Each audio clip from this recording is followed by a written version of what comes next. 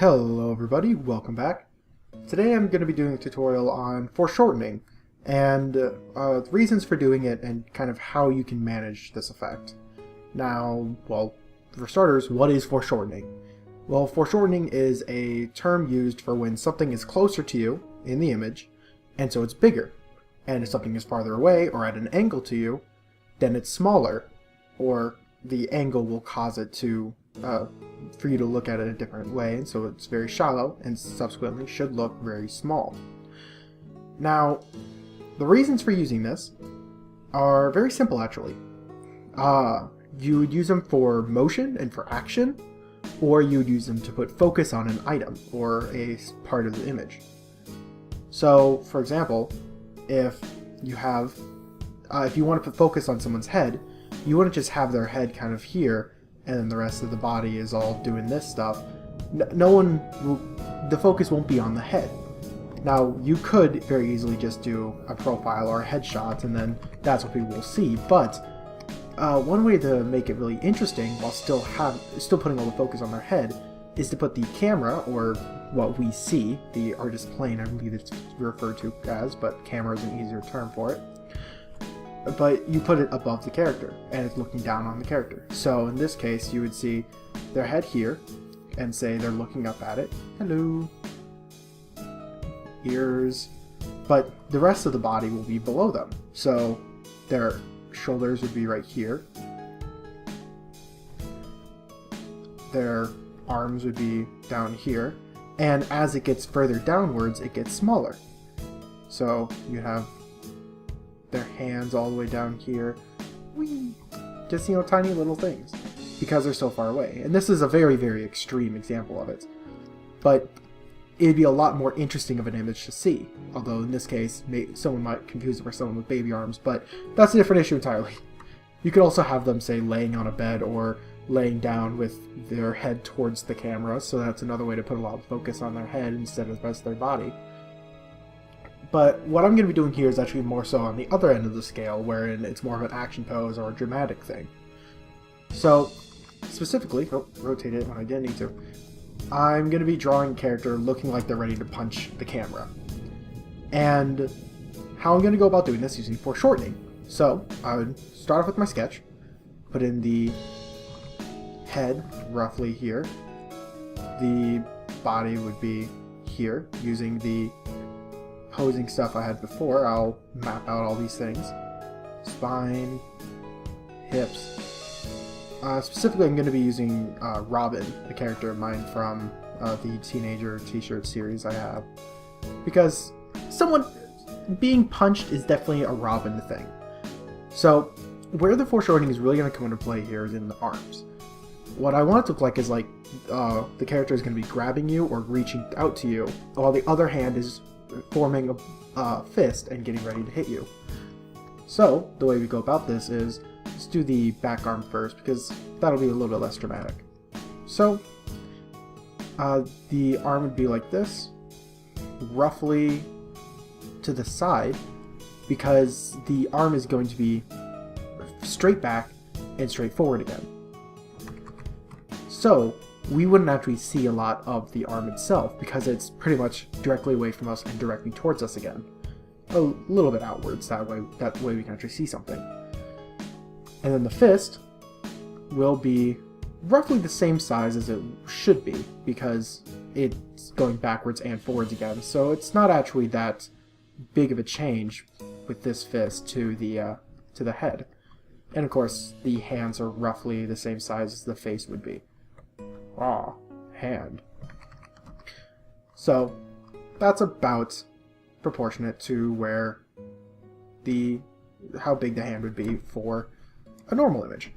The other hand is where it's going to be a lot more dramatic, because the other hand is going to be grabbing at us or interacting with us in this term. So I'm actually going to move the character over just a little bit so I can get a better grasp of this. But the arm is going to be not outwards in any direction, it's actually going to be pretty much straight towards us. Maybe a little bit off to the side in this case. But that's pretty much what the arm is going to be doing. So you can draw these lines. And this is a good way to go about it. It's just to draw these circles, imagining that on your arm are rings going around. Well, you could take a marker and just draw rings around your arm. Make sure they're non-toxic, kids. And you would have that same effect. If you put down those rings and take a photo of you reaching out, you could use those rings to map out how you would for the character. And that's a really good way to make your own reference material, which I would always recommend. Just grab a crappy camera and just take a photo of you doing a bunch of crazy poses and start drawing them. It's easy. It's great. You learn a lot. But the hand will actually be about this big. A little bit bigger than it would be on the character, admittedly. But since it's reaching out to us, we would see a lot more of the hand than we would anything else, because that's going to be the majority of our face. I mean, it's grabbing us. That's kind of, it should be the majority of what we see.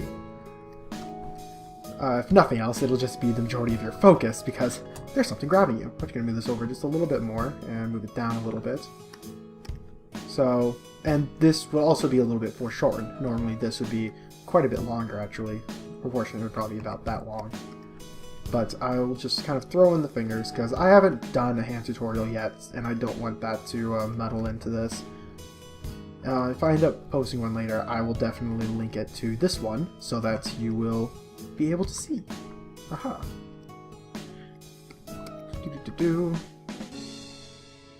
Alright, so that hand is much larger, because it's reaching out to us and trying to grab us. In fact, we could even have the fingers kind of wrapped backwards as it's really trying to grab at us, but I'm going to leave them open because it hasn't quite got us yet. And there you have the pose. That's the entirety of the pose. So with foreshortening, I was able to make this a lot more dynamic. Say if this hand was actually right at the beginning of it being pulled back, then it would actually be about this big by comparison.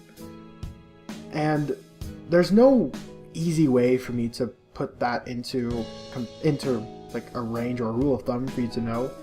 You just have to look at a lot of reference material and a lot of images, and it's a pretty easy thing to pick up once you understand it.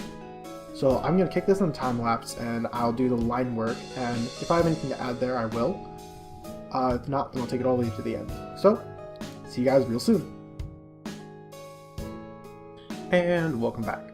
So I put in all the line work, and almost immediately after I started the time lapse, I realized that there's actually a very important note to make when it comes to lines and foreshortening. And that is line weight. Another phrase that I'm going to be throwing around that you probably may not have ever heard before. But basically what line weight is where the placement of the lines are and how thick they are to indicate a tension or some form of heaviness to an object. In this case, what we're using it for is to indicate something that's much closer to us.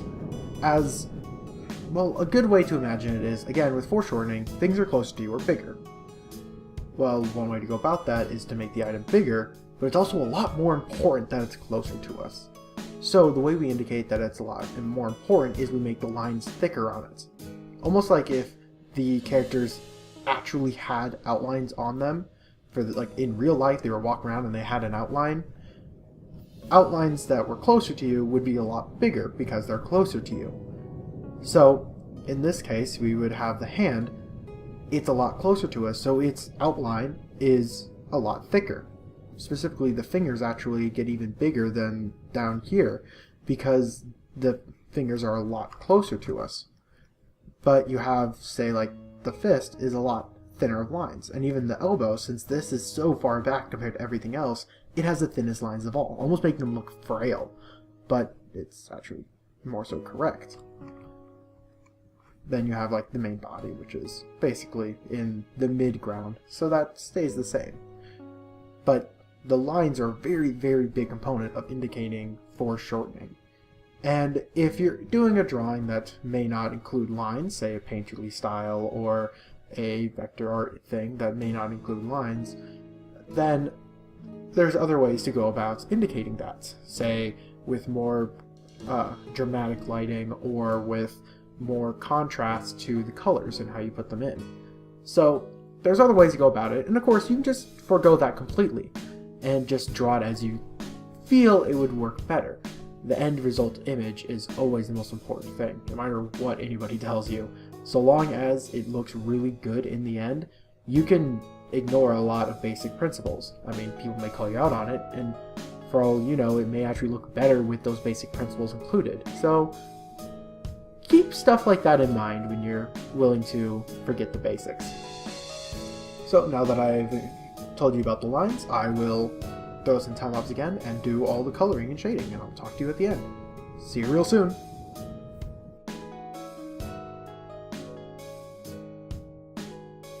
And welcome back. So I did the shading. I actually ended up shading it in two complementary colors, red and green. So the green is the darker color, so I made that one a little bit darker, and the red is the bright color, the light, so I made it a little bit lighter than a normal red. Although it actually ended up matching the hair, so that's actually a pink on the hair instead of a normal thing, but unless you're hearing me say this right now, you may never have noticed. I also threw in a background, wherein more so just a dramatic action-y thing to put more focus on the fist coming at you. And I threw in the Teenager logo, because this is probably going to be going on my website as another Teenager Tees, just art thing to have up there. So now I plugged that, so if you want to actually see that yourself, there'll be a link down below where you can actually see all the artwork that was made for and by Teenager Tees. There you go. So, in conclusion of this thing, it was really fun to make. Oh, I messed up the A on that. Will I ever be able to say this and type at the same time? No, because I'm not typing. Oh my god, I'm so hopeless, aren't I? So,